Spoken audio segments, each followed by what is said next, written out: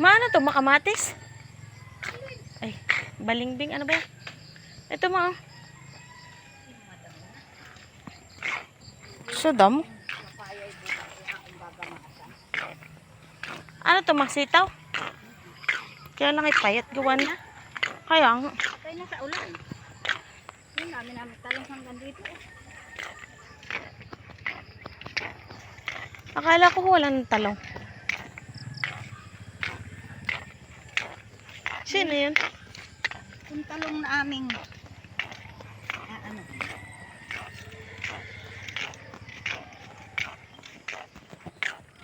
ulam-ulam lang. Ay, mayroon. Dami ka palang ano ma? Hi guys! Welcome to our YouTube channel.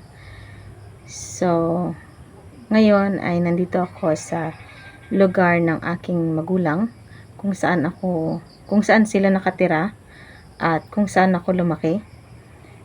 So, nandito ako ngayon sa aking simpleng bahay na naipagawa nung ako ay nag-abroad pa. So, tulad nga sinabi ko dati sa mga vlog ko, isa ako dating OFW sa Hong Kong. So, isa to sa aking mga naipagawa. Simple lang siya guys, kasi nga, hindi ko talaga pinupush na magpagawa ng bahay kasi nga, wala namang titira. Kasi yung anak ko nag-aaral sa city, so, wala pang titira. Kaya ako lang siya pinagawa kasi gusto kong mag-start na, baga diba yung pag mag-start ka tapos iunti-untiin mo yung pagpapagawa. So ito yung napagawa ko. Pero hindi ko pa talaga ulit kinontinue kasi nga mas inuuna ko yung pag-aral ng anak ko. So ipapakita ko sa inyo siya guys. Ito siya guys, yan. Diba? Ang ganda ng view niya. Ito, dito sa harap, ang ganda ng view niya. Yung nakikita nyo na bubong na yan, yan yung bahay ng aking parents. Tapos, ito, yan, ayan, mga halaman na yan. Tinaniman siya ng mama ko. Kasi, bakante kasi itong lote na to. Yung kabilang part ng lote doon, dyan. Lote ng aking kapatid yan, nabili din nila. Pero mas nauna akong nakabili dito kasi tapos mura lang yung aking pagkakabili dito dati. Tapos hulog-hulugan pa. Pero ngayon, parang medyo mahal na yung presyo. So, papakita ko sa inyo guys yung aking pinagawang bahay. Hindi naman to bahay talaga. Yung parang ano lang siya. Wala kasing nakatira. So, ang habol ko dito kasi kaya ko siya pinagawa. Gusto ko kasi siyang pakabitan ng kuryente. So, which is, napakabitan ko nga talaga siya guys. Yan. Diba? Napakabitan ko siya ng kuryente. Tapos, nilagyan lang ng papa ko ng isang ilaw na ganito. Tapos, may solar kami.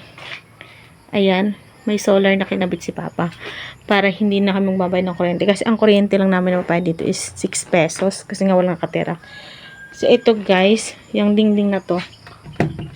Hardiplex yan. Tapos, ito mga coconut lumber siya. Tapos, yung katawan niya is half body lang. Yung mga nakatambak dito, kung makikita nyo, marumi siya. Diba?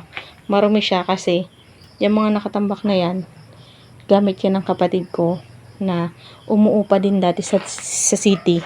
Tapos, umalis na siya, nag-migrate na sa Amerika. So, ito guys, yung bubong ng aking simpleng bahay. Yan, nipahat. Nipahat siya, kung tawagin. Tapos, ito yung pintuan niya, hardiplex lang din siya. Hindi talaga siya, ano guys, kasi, walang nakatira. So, ayan. Mga tambak na gamit ng mama ko. Doon sa kabilang bahay. Dito niya itinatambak kasi maraming gamit sa bahay namin. So, dito niya muna inilagay. Itong toilet na to guys. Pasensya na, medyo madilim. Itong toilet na to guys. Ito toilet to. Kaso, hindi pa siya tapos. May bowl siya dyan, pero wala pa siya yung tank. Hindi pa namin napapagawa. Kasi nga, wala naman titira. So, isi-share ko sa inyo ito. Itong teddy bear na to. I think, ano na siya. Mga nasa, laruan ko to nung bata pa ako. Regalo sa akin ng tito ko, at saka ng girlfriend niya that time.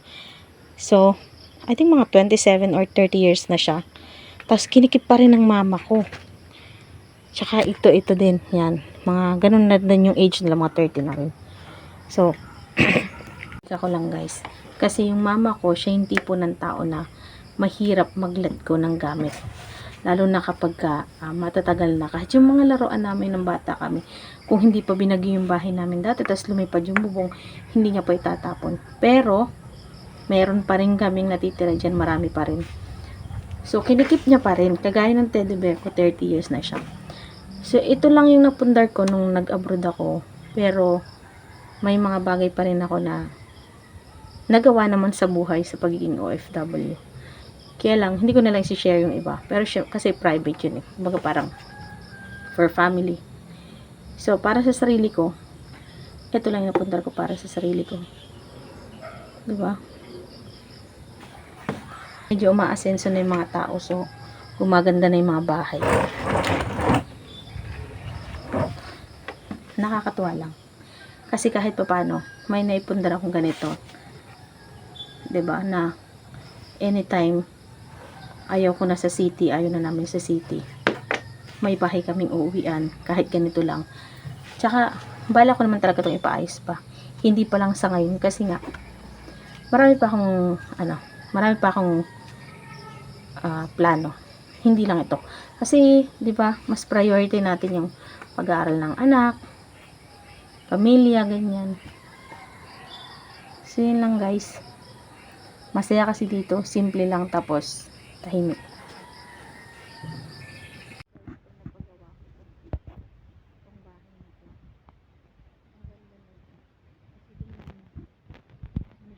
Ang ganda ng view sa umaga pa lang.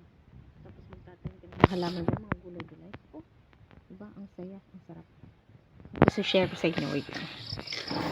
Ngayon na lang ulit ako nakakita ng bintana na ganito. Ang bigat. Hindi ko matanggal.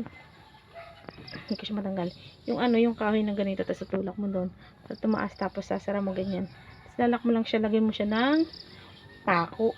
Ng pako dito.